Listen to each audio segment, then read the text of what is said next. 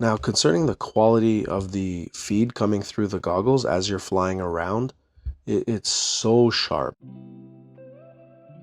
Hey, I'm Dan. I'm going to give you my first impressions on the DJI Avata 2. I had the opportunity to fly a couple of batteries on the weekend, and we'll discuss some of the things I liked, some of the things I was expecting. I knew that DJI had the Avata, and so I'm like, should I get the Avata or just another really good FPV drone? But then I noticed that the Avata 2 was coming out, and I'm like, I know the Avata is pretty good, and it'll do exactly what I want to. I can get the FPV controller and then fly it just like an FPV drone. But if I wanted to, I could have the GPS assists and all the sensors that go along with that. And that's a big plus. While you're in the air, you can set it to hover and change the settings without having to bring the whole drone back in. Go on the GoPro or whatever and change the settings. You could just do that while the Avata is just hovering. You just change it in your goggles. You can change the pitch of the gimbal without having to bring it in.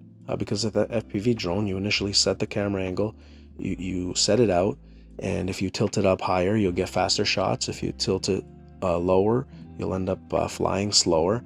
But this can all be set in the air on the Avata 1 and Avata 2. And it's just a huge convenience to have that, to be able to change those settings on the fly. So that kind of sold me. Another thing that I found really impressive looking through the manual or seeing the specs was the upgraded camera now is 1/1.3. And so I knew by the specs that this was going to be a formidable drone with excellent quality. So I did purchase it totally with my own money. DJI did not send me this. So me being a nerd, when it first came in, I just downloaded the user manual and just went straight through it top to bottom and took some notes and just wanted to check out what sort of features that this drone had. So a couple new features that I never really heard of before were live view and real view. Okay, so the Goggles 3 now come with 2 cameras on the front, and that gives you the ability to see the real world, and that gives you real view. Now, I wouldn't be too excited about it. I was when I first saw the trailer, because they make everything look amazing in trailers. Pretty much what this gives you in the goggles is like a square. It doesn't fill the full frame. There's just a square there, and yeah, it does a pretty good job. You can see things around you. You can double tap the side of the goggles to activate it, double tap it to turn it off, and see the full first person view of the drone, much like the Quest 2.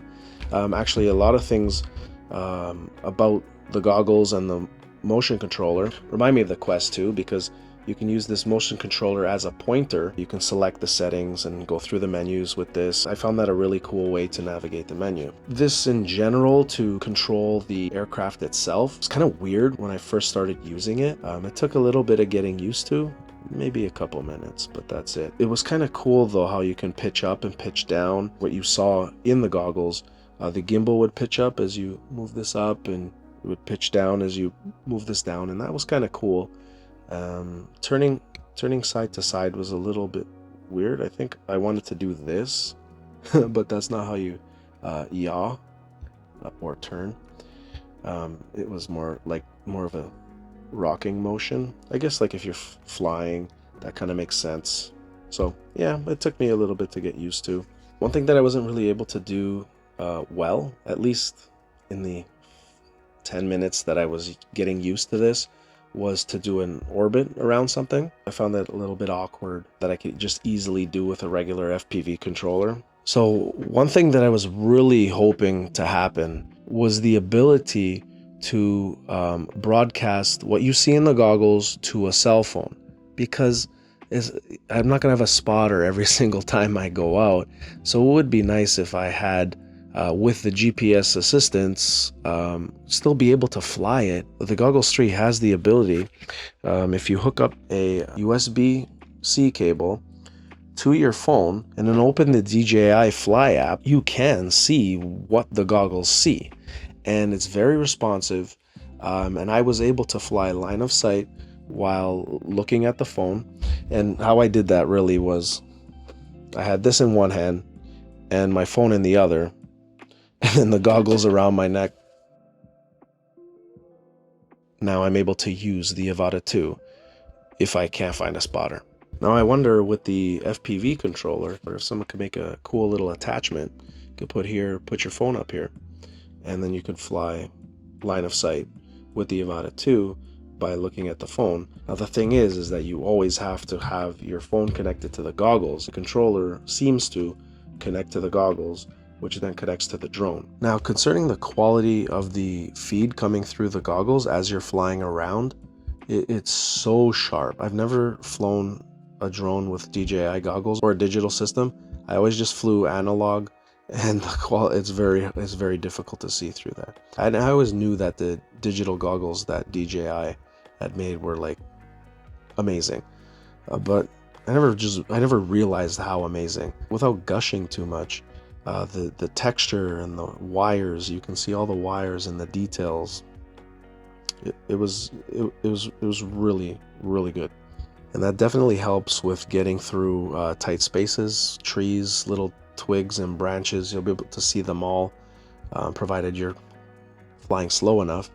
Whereas in the analog box goggles, you were never quite sure. It was very difficult to pick out little twigs. So there's a definite increased level of confidence that this higher level quality brought to my flying as I was trying it out.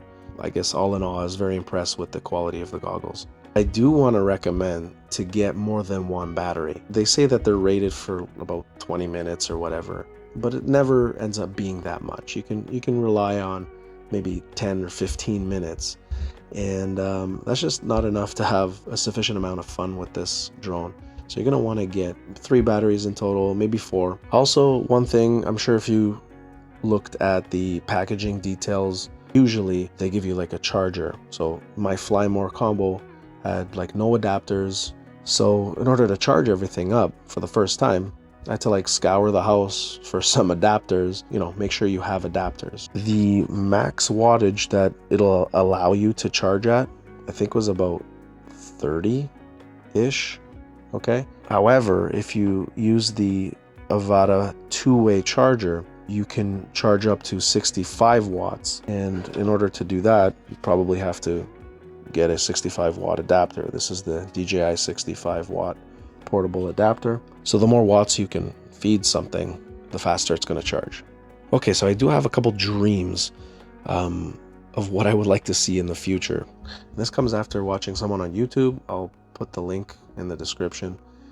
He took his Apple Vision Pro, hooked it up with his Mavic 3, and he had like a window for his DJI Fly app, and then he had the you can see like full augmented reality, and so that would be pretty cool, especially if DJI comes up with some sort of like AI sound detection. Oh, it sounds like a plane, just be careful. Or maybe the camera picks up like a dot over there and just says like maybe like unidentified moving object over here, and then I don't know, maybe if the camera's good enough, it can determine if it's actually a plane or not. If it has live air traffic data, it can show you like just an alert here, like with a circle around it and stuff like that. That would be pretty cool. So those were my initial thoughts of the DJI Avata 2. I'm glad I made the purchase. I think it's a superb drone, at least so far, in what I have seen so far. And I'm looking forward to flying it, both with the goggles, with a spotter, and also line of sight, just to fly it around and looking through my phone. I'm really going to see if I can find that adapter so I can stick my phone on top of the FPV controller. That would be pretty cool. Anyways, thanks for hanging out. Take care.